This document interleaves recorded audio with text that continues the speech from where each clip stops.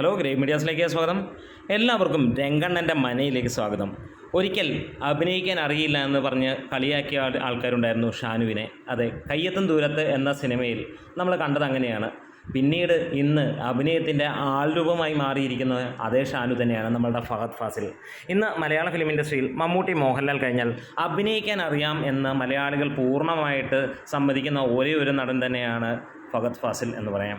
താരപരിവേഷത്തിൽ ഒരുപക്ഷെ ഇവർക്ക് പിന്നിലായിരിക്കാമെങ്കിലും അഭിനയത്തിൽ ഇവർക്കൊപ്പം കട്ടയ്ക്ക് തന്നെ ഇന്ന് മലയാളത്തിൽ നിൽക്കുന്ന ഏക നടൻ ഫഹദ് തന്നെയാണ്. അത് ഒരുപാട് നാളുകളായി ജനങ്ങൾ അംഗീകരിക്കുന്നു. മലയാളികൾ മാത്രമല്ല, കേരളത്തിന് പുറത്തും അങ്ങനെ തന്നെയാണ്. ഇന്ന് തമിഴ്നാട്ടിലൊക്കെ കൊടും തീ പിടിച്ചുള്ള കളക്ഷൻ തന്നെയായിരുന്നു എന്ന് പറയാം. ഇനിയും സിനിമയുടെ 5ാം ദിവസത്തെ കളക്ഷനിലേക്ക് പറയുകയാണെങ്കിൽ ആദ്യ ദിവസത്തിനേക്കാൾ കളക്ഷൻ റെക്കോർഡാണ് തൂക്കിയിരിക്കുന്നതെന്ന് പറയാം. ഇതിനോടകം തന്നെ 18 കോടിക്ക് മുകളിലേക്ക് 5 ദിവസം കൊണ്ട് സിനിമ എത്തിയിരിക്കുകയാണ്.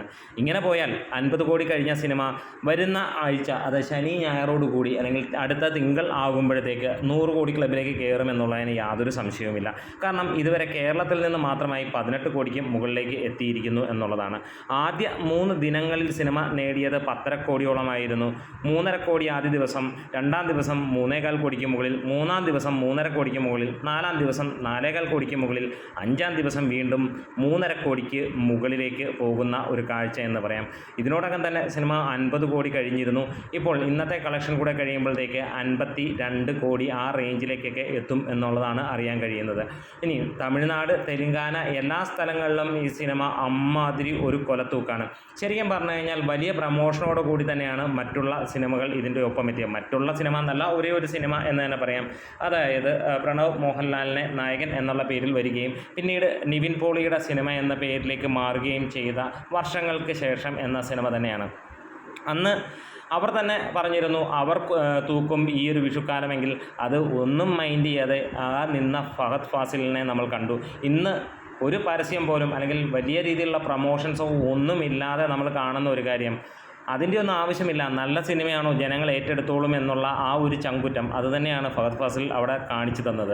അതുകൊണ്ട് തന്നെ നമുക്കിന്ന് പറയാം, ആദ്യം 1-2 ദിവസങ്ങളിൽ ചെറുതായി കുറച്ച് കളക്ഷൻ ആയിരുന്നുവെങ്കിൽ പിന്നീട് നമുക്ക് കാണാൻ കഴിയുന്ന വേൾഡ് വൈഡ് ആയിട്ട് എല്ലാ സ്ഥലത്തും കൊലത്തൂക്കാണ് എന്നുള്ളതാണ്.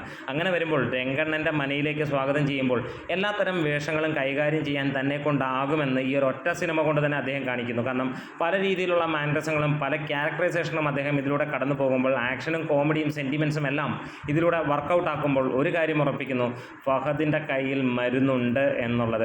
ആ മരുന്ന് മതി മലയാള സിനിമയിൽ മുന്നോട്ട് പോകാൻ എന്നുള്ള ഒരു കാര്യം.